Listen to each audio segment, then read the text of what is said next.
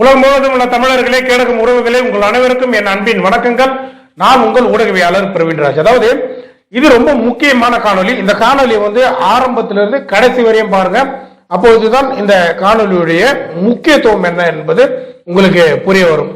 குறிப்பா நம்ம சேனல்ல நிறைய பேர் சப்ஸ்கிரைப் பண்றீங்க. பல சப்ஸ்கிரைப் பண்ணும்போது ஆல் பட்டனை கிளிக் செய்வதில்லை. அதனால நான் அடுத்தடுத்து பதிவிடக்கூடிய காணொலிகள் உங்களுக்கு நேரடியாக நோட்டிபிகேஷனாக சேர்வதில்லை. நீங்க சப்ஸ்கிரைப் பண்ணும்போது நோட்டிபிகேஷனாக வர வேண்டும் என்றால் அதை நீங்க ஆல் பட்டனை கிளிக் பண்ணா மட்டும்தான் அந்த காணொலி வீடியோவாக உங்களுக்கு நோட்டிபிகேஷனாக சேரும். அதை நீங்கள் பார்த்துவிட்டு எங்களுக்கு கமெண்ட்ஸ்ல தெரிவிக்கும் போது மிக பெரிய உற்சாகத்தை கொடுக்கும். நேரடியாக நிகழ்ச்சிக்குள்ள போலாம்.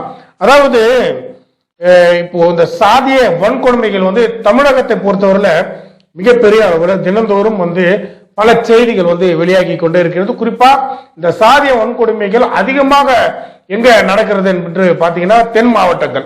இந்த தென் மாவட்டங்கள்ல தான் அதிகமாக இந்த சாதிய வன்கொடுமைகள் தொடர்ந்து நடைபெற்று வருகிறது. குறிப்பா திருநெல்வேலி மாவட்டம், தூத்துக்குடி மாவட்டம் இதெல்லாம் சொல்லலாம். அப்படிதான் ஒரு இரு தினங்களுக்கு முன்பு தூத்துக்குடி மாவட்டம் திருவைகுண்டம் அருகே காட்டாரி மங்கலம் என்ற ஒரு இடத்துல ஒரு கபடி போட்டி ஒன்று நடைபெற்று இருக்கிறது. அந்த கபடி போட்டியில அரியநாயகபுர அணியை சார்ந்த தலித் இளைஞர்கள் பலர் அந்த கபடி போட்டியில கலந்து கொண்டிருக்காங்க. எட்டியம்மாள்புரம் சார்ந்த இன்னொரு அணியினர் இவர்களுக்கு எதிராக அந்த போட்டியில விளையாடி இருக்காங்க.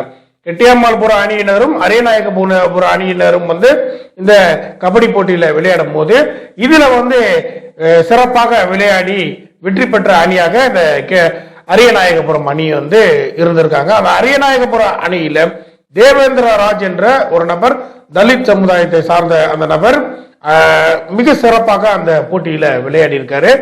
கிட்டத்தட்ட அந்த கோப்பை கபடியில வென்று கோப்பை வெல்வதற்கு முக்கிய காரணமாக அந்த இளைஞர் இருந்திருக்காரு என்பதை பார்க்கலாம். குறிப்பா அரியநாயகபுர அந்த கபடி அணியை பொறுத்தவரையில அதில் அணியில இருக்கக்கூடிய மொத்த பேரும் தலித் இளைஞர்களாக இருக்கிறாங்க என்பதுதான் இந்த இடத்துல கவனிக்கக்கூடியதா இருக்கு. இந்த நிலையில எப்படி நீ எங்க சாதியை மீறி வெற்றி பெறலாம் என்ற ஒரு சாதி வெறி பிடித்த அந்த இளைஞர்கள் அந்த அரியநாயகபுர அணியை சார்ந்த அந்த இளைஞர்கள் மீது மிகப்பெரிய அளவுல ஒரு காட்டு மிராண்டி தாக்குதலை நடத்தி இருக்கிறாங்க. குறிப்பா அந்த தேவேந்திரராஜ் அவர்களுடைய நண்பர்கள் பேருந்து வழியாக அவர்கள் பள்ளிக்கு சென்று அந்த தேர்வு எழுதுவதற்காக அவர்கள் சென்று கொண்டிருக்கும் போது அந்த பேருந்தை இடைமறித்து இந்த சாதி வெறியாட்டம் நடைபெற்றிருக்கிறது. அதுல குறிப்பா அந்த தேவேந்திர ராஜ் என்று சொல்லக்கூடிய அந்த தலித் இளைஞரை சரமாரியாக வெட்டியிருக்காங்க. அதுல மிகப்பெரிய அளவுல தாக்குதலுக்கு உள்ளாக்கப்பட்டிருக்கிறார் அந்த இளைஞர். இந்த சாதி வெறியாட்டம் நடக்கும்போது அந்த தேவேந்திர ராஜன் என்ற அந்த நபருடைய தாயாரும் அவருடைய பின்னாலே அவர்கள் செங்கல் சோலையில வேலை பார்ப்பதற்காக அவர்கள் வேலைக்கு சென்று கொண்டிருக்காங்க. இந்த இடத்துல ஒரு சாதி வெறி ஆட்டம் நடக்கும் போது அந்த யாரை வெட்டுகிறார்கள் என்று அவர்கள் வாழேறி ஓடி பார்க்கும்போது தன் மகனை இந்த மாதிரி பண்ணி கொண்டிருக்காங்க அப்படின்போது மிகப்பெரிய அதிர்ச்சி அவங்களுக்கு ஏற்பட்டு இருக்கு என்பதை கவனிக்கலாம். ஏன் இந்த நிலை தொடர்ந்து தமிழகத்துல ஏற்பட்டு கொண்டிருக்கிறது என்பது இங்க பெரிய ஒரு கேள்வியாக இருந்து கொண்டிருக்கு. ஏன்னா ஏற்கனவே நான்கு நெறியில இது மாதிரியான ஒரு சாதிய வெறி ஆட்டம் இருந்தது என்பதை நம்ம பார்த்திருப்போம். குறிப்பாக விஜய் அவர்கள்லாம் கூட அந்த நான்கு நெறியில பாதிக்கப்பட்ட அந்த சாதி வெறியில பாதிக்கப்பட்ட அந்த மாணவனை அழைத்து அவர்களை உற்சாகப்படுத்தும் விதமாக அந்த மாணவர்களுக்கு விருது வழங்கும் விழால அவர்களுக்கு ஒரு சிறப்பு தொகையெல்லாம் கொடுத்து உற்சாகப்படுத்தி அவர்களுக்கு இந்த சாதிய நிலை மாறும் என்ற ஒரு நம்பிக்கையெல்லாம் விஜய் அவர்கள் தெரிவித்து அனுப்பியிருப்பாரு. அதே நேரத்துல இந்த சாதி வெறி ஆட்டம் என்பது தொடர்ந்து நடைபெற்றுக் கொண்டிருக்கிறத தமிழகத்தை பொறுத்தவரையில பல கட்சிகள் இப்போது இருக்கக்கூடிய சமூக நீதி பேசக்கூடிய இந்த திராவிட கட்சிகளிடம், திராவிட முன்னேற்ற கழகத்திடம் பலர் அந்த கூட்டணியில் அங்கம் வகிக்க கூறியவர்களே பலர் கோரிக்கைகளை வைத்து வராங்க. ஆனாலும் இந்த சாதி வெறி ஆட்டம் தொடர்ந்து நடைபெற்று தான் வருகிறத இந்த இடத்துல கவனிக்கக்கூடியதா இருக்கு. இதுல என்னன்னா, கூட்டணி கட்சியில் இருக்கக்கூடிய விசிகா போன்ற ஒரு முக்கிய கட்சிகள் நேரடியாக இப்பொழுது திமுக மீது அதிருப்தியை வெளிப்படுத்தி வருகிறார்கள் என்பதை பார்க்கலாம். ஏன்னா இப்பொழுது நடைபெற்றிருக்கக்கூடிய அந்த தூத்துக்குடி மாவட்டம் திருவைகுண்டம் அந்த பகுதியில் நடைபெற்றிருக்கக்கூடிய இந்த சாதி வெறியாட்டத்திற்கு எதிராக திருமாவளவன் அவர்கள் ஒரு ஆர்ப்பாட்டத்தை நடத்துவதற்கு காவல்துறையிடம் அனுமதி கேட்கும் போது அவருக்கு ஆர்ப்பாட்டம் நடத்துவதற்கே அனுமதி மறுக்கப்பட்டிருக்கிறது. இதெல்லாம் மிகப்பெரிய அளவுல ஒரு பெரிய அதிருப்தியை விசிகாவுக்கும் திமுகவுக்கும் ஏற்பட்டிருக்கக்கூடியதை இந்த இடத்துல கவனிக்கக்கூடியதா இருக்கு. தொடர்ந்து விசிகா திமுக கூட்டணியில் பயணிக்குமா என்ற ஒரு கேள்வியே இப்போ முன்னெழும்பிருக்கு என்பதை பார்க்கலாம். ஏன்னா குறிப்பா திமுக கூட்டணியில விசிகா பயணித்துக் கொண்டிருக்கிறது. விசிகா முக்கிய பொறுப்பில் இருக்கக்கூடியவர் தான் சங்கத்தமிழன். அவர் வெளியே இப்ப மிகப்பெரிய அளவுல அதிருப்தியை வெளிப்படுத்திக் கொண்டிருக்கிறார். குறிப்பாக திமுகவை சாடி மிக பகிரங்கமான ஒரு கருத்துக்களை முன்வைத்திருக்கிறார். திமுக 2026 சட்டமன்ற தேர்தலில் மிகப்பெரிய வீழ்ச்சி அடையும் என்பதை விசிகா நிர்வாகி சங்கத்தமிழன் அவர்கள் இப்பொழுது பகிரங்கமாக தெரிவித்திருக்கிறார் என்பதை கவனிக்கணும். ஏன்னா மிகப்பெரிய அதிருப்தியில தான் அவர்கள் பயணித்துக் கொண்டிருக்கிறார்கள் என்று ஏற்கனவே நம்ம குறிப்பிட்டிருப்போம், காணொலியில வெளியிட்டிருப்போம். அதே நேரத்தில் கம்யூனிஸ்ட் கட்சியை சார்ந்தவர்கள் பலர் இந்த சாதிய வெறி ஆட்டத்திற்கு மிகப்பெரிய எதிர்ப்பு குரலை தெரிவித்திருக்கிறார்கள். சங்கத்தமிழன் சமீபத்தில் ஒரு காணொலியில பேசும்போது தெளிவாகவே சொல்லிவிட்டார், விசிகா திமுக கூட்டணியில பயணிக்குமா என்பது மிகப்பெரிய ஒரு சந்தேகம் தான். ஏன்னா இது மாதிரியான சாதி வெறி ஆட்டங்களை ஸ்டாலின் தடுக்க தவறிவிட்டார் என்று மிகப்பெரிய அளவில் அவருடைய குற்றச்சாட்டை வைத்திருக்கிறார். தொடர்ந்து பல்வேறு வகையில இந்த தலித் சமுதாய மக்கள் மிகப்பெரிய அளவில் இந்த இப்போது நடைபெறக்கூடிய இந்த திமுக ஆட்சியில நெருக்கப்பட்டு வருகிறார்கள், மிகப்பெரிய வகையில நசுக்கப்பட்டு வருகிறார்கள் என்ற அவருடைய மனக்குமுறலை இப்பொழுது சமீபத்தில் ஒரு பேட்டியில காணொலியில சங்கத்தமிழன் அவர்கள் தெரிவிச்சிருக்காரு. குறிப்பா இந்த நிலை ஏற்படுமே ஆனால் நாங்கள் அதிமுக கூட்டணிக்கும் செல்வோம் அல்லது விஜய் அவர்களுடைய அந்த தாவேகா கூட்டணிக்கும் நாங்கள் செல்ல நேரிடும் என்பதை அவர்கள் தெளிவாக சொல்லிவிட்டார். அந்த வகையில பார்க்கும்போது நிச்சயமாக விசிகா தாவேகாவை நோக்கிதான் வருவதற்கு அதிகமான வாய்ப்பு இருக்கிறத கவனிக்கணும். ஏன்னா திருமாவளவன் அவர்களுடைய கொள்கைக்கு ஒப்பாக இருக்கக்கூடிய ஒரு கொள்கையை கொண்ட ஒரு கட்சி தான் தாவேகா.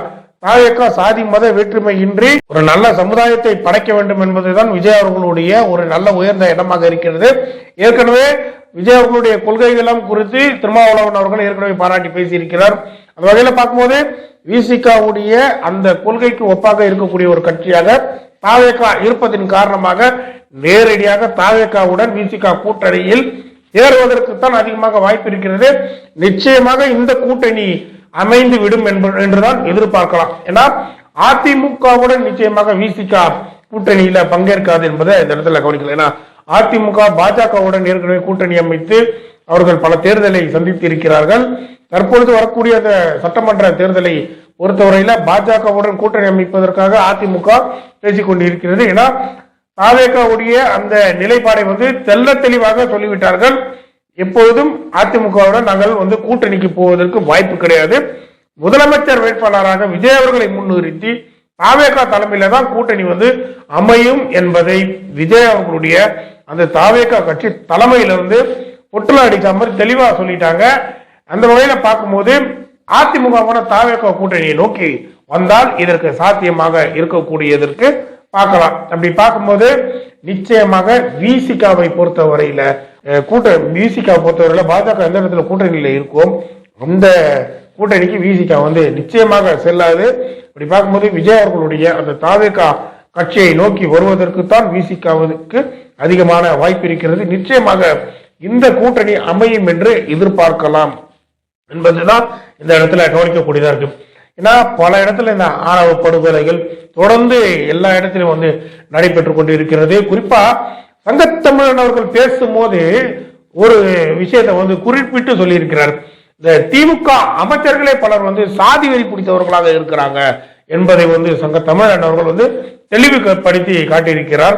இந்த சாதி வெறியை பிடித்த இந்த அமைச்சர்களை அவர்களுடைய அந்த சாதி வெறி ஆட்டத்தை தடுக்க தவறிவிட்டார் திரு ஸ்டாலின் அவர்கள் என்பதை சங்கத்தமிழன் தெளிவுபடுத்தி இன்று பேசியிருக்கிறாரு. அப்படி பார்க்கும்போது இப்பொழுது சமூக நீதி பேசக்கூடிய இந்த மக்களுக்கு பாதுகாவலர் என்று சொல்லக்கூடிய இந்த திமுக ஆட்சியில் எது மாதிரியான ஒரு நிலைமை இருந்து கொண்டு வருகிறது என்பதை இங்க கவனிக்கக்கூடியதா இருக்கு. ஏன்னா ஒவ்வொரு முறையும் இந்த சாதிய வன்கொடுமைகள் தடுப்பதற்காகவும் இந்த ஆணவ படுகொலை தடுப்பதற்காகவும் குறிப்பாக தென் மாவட்டங்கள்ல இந்த சாதிய வன்கொடுமைகள் அதிகமாக இருக்கிறது என்று ஆய்வுகள் சொல்கிறது. 445 கிராமங்களுக்கு மேலாக இந்த சாதிய வன்கொடுமைக்கு உட்படுத்தப்பட்ட கிராமங்களாக இருக்கிறது என்று இப்போது ஆய்வுகள் சொல்கிறது. அந்த ஆய்வுகள் அடிப்படையில கவனிக்கும் போது அந்த கிராமங்களில் வசிக்கக்கூடிய அந்த மக்களுக்கு விழிப்புணர்வு பிரச்சாரம் இந்த சாதிய வன்கொடுமைகளுக்கு எதிராக அந்த விழிப்புணர்வு பிரச்சாரங்கள் நடத்தப்பட வேண்டியது. அதற்கான நிதி இந்த சட்டமன்றத்தில் ஒதுக்கப்படுகிறது. ஆனா ஒவ்வொரு கிராமங்களிலும் இந்த சாதிய ஒழிப்பு குறித்த அந்த விழிப்புணர்வு பிரச்சாரங்கள் அந்த கிராம மக்களிடையே நடைபெறுகிறதா என்றால் அது மிகப்பெரிய கேள்விக்குறியாகத்தான் இந்த இடத்துல கவனிக்கக்கூடியதா இருக்கு. நிதி மட்டும் தான் ஒதுக்கப்படுகிறத தவிர அந்த கிராமங்கள்ல அந்த மக்களிடையே நேரடியாக சென்று கொட்டு அடித்து அவர்களுக்கு புரியும் வகையில விழிப்புணர்வு பிரச்சாரங்கள் நடத்தப்படவில்லை என்பதுதான் இங்க குறிப்பிட்டு பார்க்கக்கூடியதா இருக்கு. ஏன்னா நிதிகள் மட்டுமே ஒதுக்கப்படுகிறது. இந்த இடத்துல பல கிராமங்கள்ல இந்த விழிப்புணர்வு பிரச்சாரங்கள் நடத்தப்படுவதில்லை.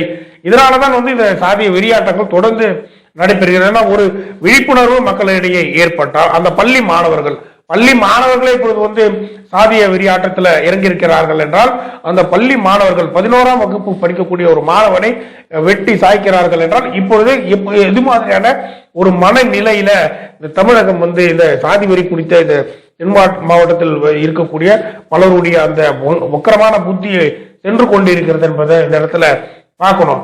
நிச்சயமாக பள்ளி மாணவர்களிடையே இந்த சாதி வரியை தூண்டிவிடுபவர்கள் மீது சட்டப்படி நடவடிக்கை எடுக்க வேண்டும் என்பதுதான் பலருடைய ஒரு கோரிக்கையா இருக்கு. பல கிராமங்களில் இந்த விழிப்புணர்வு பிரச்சாரங்கள் நடத்தப்படாதது மிகப்பெரிய அளவுல ஒரு துரதிருஷ்டவசமானதாக தான் பார்க்கக்கூடியதா இருக்கு. ஏன்னா இதற்கான நிதி ஒதுக்கப்பட்டாலும் ஏன் அந்த கிராமங்கள்ல அந்த பாதிக்கப்பட்ட தென் மாவட்டத்தில் இருக்கக்கூடிய முக்கியமாக சாதிய வன்கொடுமை நடக்கக்கூடிய அந்த கிராமங்கள்ல இது மாதிரியான விழிப்புணர்வு பிரச்சாரங்கள் நடத்தப்படவில்லை? இது மாதிரியான விழிப்புணர்வு பிரச்சாரங்கள் நடத்தப்பட்டிருந்தால் ஒருவேளை ஒருவர் இருவராது இந்த விழிப்புணர்வு மூலமாக திருந்தி இருப்பார்கள் அல்லவா என்ற ஒரு எண்ணம் வருகிறது.